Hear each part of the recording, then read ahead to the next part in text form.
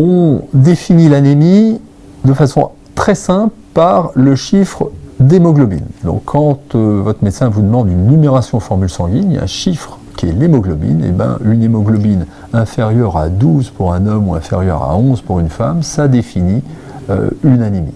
Après, les causes de ces anémies sont extrêmement multiples. Au cours de la maladie, des maladies inflammatoires, on a 5, 6, 7 raisons d'être anémique.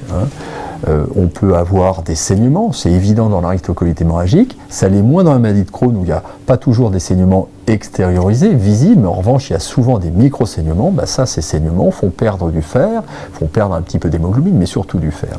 On peut avoir des carences d'apport, c'est-à-dire que si vous ne mangez pas correctement, vous pouvez manquer un peu de vitamine B9 notamment, c'est-à-dire l'acide folique, parce que c'est contenu dans des aliments qui sont rarement le quotidien de nos patients. C'est certains légumes un peu rares, c'est certains fromages, c'est des légumes secs, c'est des abats, des choses que les gens ne mangent pas forcément au quotidien. Donc la carence d'apport en vitamine B9 est fréquente. On peut avoir aussi des carences en vitamine B12, notamment lorsque il existe une maladie inflammatoire, la maladie de Crohn, au niveau de l'intestin grêle, puisque c'est l'endroit où cette vitamine B12 est absorbée, celle que vous mangez, elle circule dans votre tube digestif et elle va être absorbée au niveau de l'intestin grêle pour ensuite jouer son rôle dans l'organisme. Si vous avez une maladie de l'intestin grêle terminale, qui est très fréquente au cours des MICI, c'est la maladie de l'atteinte de l'iléon, ou que cette partie d'intestin a été réséquée, opérée, retirée, eh bien vous allez manquer de vitamine B12 et ça va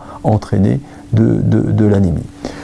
On sait aussi que l'inflammation chronique entraîne une mauvaise utilisation du fer. Et donc finalement, vous avez mangé du fer, vous en perdez peut-être pas trop par les maladies, les ulcérations dans votre tube digestif, mais malgré tout, l'inflammation chronique fait que ce fer, il est stocké et il n'est pas utilisable par l'organisme. Donc ça aussi, c'est une cause classique d'anémie au cours des MICI.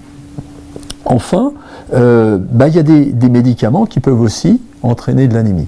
Certains médicaments peuvent être toxiques pour la moelle osseuse. Je vous rappelle que la moelle osseuse, c'est ce qui fabrique les globules rouges. Et c'est pour ça que, par exemple, au début d'un traitement par l'azatioprine, le purinétol ou le méthotrexate, on va surveiller régulièrement vos prises de sang pour vérifier qu'il n'y ait pas une toxicité du médicament au niveau de la moelle qui entraînerait une anémie. Petite chose aussi, dans le cadre du méthotrexate, c'est un médicament qui a tendance à surconsommer de la vitamine B9, cette fameuse vitamine B9 ou acide folique dont je vous ai dit qu'elle était souvent un petit peu peu consommée par les patients.